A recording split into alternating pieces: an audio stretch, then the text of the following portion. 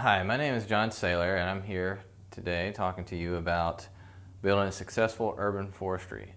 How, as a leader in urban forestry, how we can make a big splash in our programs. As a young kid, I spent a lot of time at the pool, and I would go with my friends, and we would all try to splash the lifeguard. And that was hard for me, being a skinny kid. I didn't have the weight behind me to make it happen. So until one day I discovered the can opener. The can opener is a dive that you run and jump into the pool and grab your knee, and you make this huge splash. And I was able to not get water on the lifeguard and on people standing next to the pool. So what does a story of a skinny little kid jumping into the pool have to do with urban forestry? Well, actually quite a bit. As urban foresters and leaders in our field, we want to make a big splash, and in our career we want to leave a legacy, make an impact on our community, and that's a necessity. We have to do that as urban forestry leaders in the community. We affect our entire community, unlike some other careers.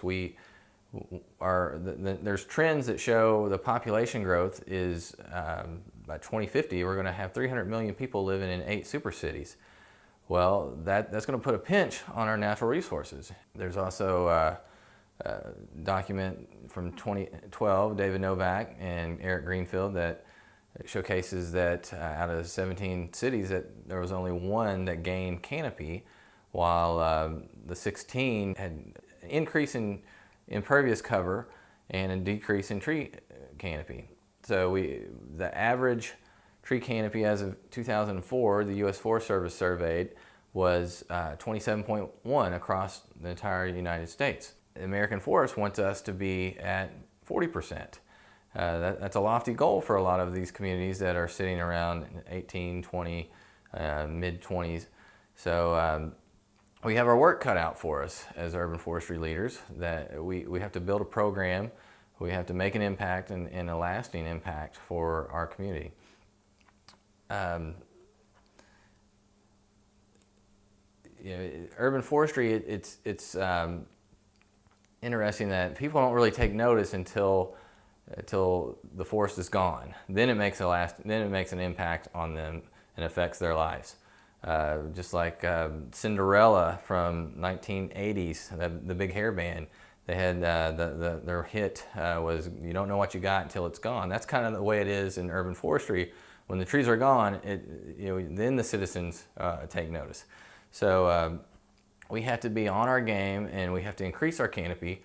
We have to sustain the canopy that we have, and we have to internally work out our programs and externally for the benefit of the community. So we know what trees provide. We know that they provide compound interest, the economic, the social, the environmental benefits that they provide. Albert Einstein is attributed with saying the greatest thing, the most powerful thing in the universe is compound interest.